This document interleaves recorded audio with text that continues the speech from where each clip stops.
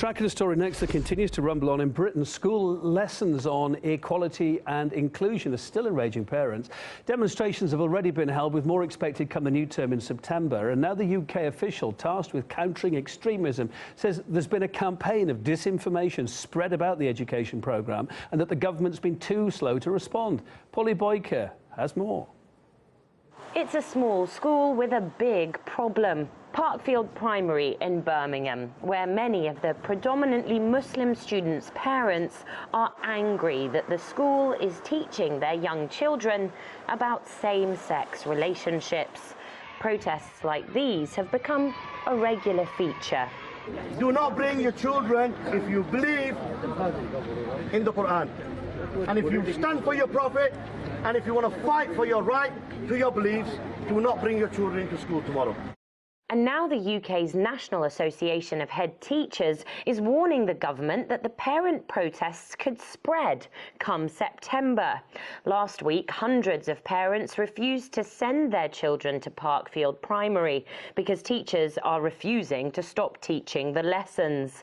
Demonstrations at another predominantly Muslim school in Birmingham, Anderton Park Primary, have been banned by the High Court after ugly scenes upset children and teachers. Around 70 schools in England have demanded that the UK's Department for Education help them defend against protesting parents, ambushing schools with demands that they stop relationship lessons.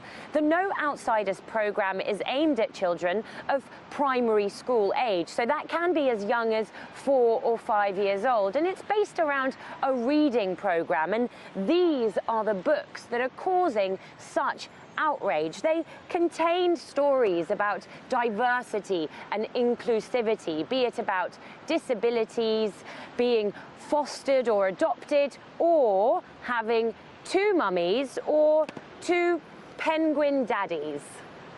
Lessons featuring books like these that introduce LGBT themes will be compulsory in all schools from September 2020, but many schools are already teaching variations of this programme, and some 1,400 of them will be launching relationship education from this coming September. The conflict between teachers and parents shows no sign of abating ahead of the new school year. We need to devise a program with parents, with the schools, with Ofsted and DFE to have a program that allows children who are discriminated to vent and speak about what's happening, and also the schools to stop discrimination, but not by infringing on parents' beliefs and religion. Parents should be allowed to choose age appropriateness. So if a parent of a child feels that their child is not at the right age to be learning this, because only they will know their child. This can't be determined by somebody, you, me, left, right and centre. This can only be determined by that child, and there needs to be consultation. And I think where the schools have gone wrong is they have not consulted parents in a meaningful way. The government is keen to continue with the programme. We trust individual schools, individual head teachers to know their cohorts of children and to determine how and when to address what can be obviously sensitive subjects. But schools have appealed for more help in dealing with the demonstrations, and the Department of Education has been accused of failing to protect them. I think they were too slow to respond. I think the Department for Education could have played a very important role in clarifying to parents this is what's actually being taught, not the misinformation that we're seeing out there. Now, a group of more than 80 members of Parliament and teachers is calling on the Education Secretary, Damien Hinds, to launch a public information campaign over the summer to allay the fears of concerned parents.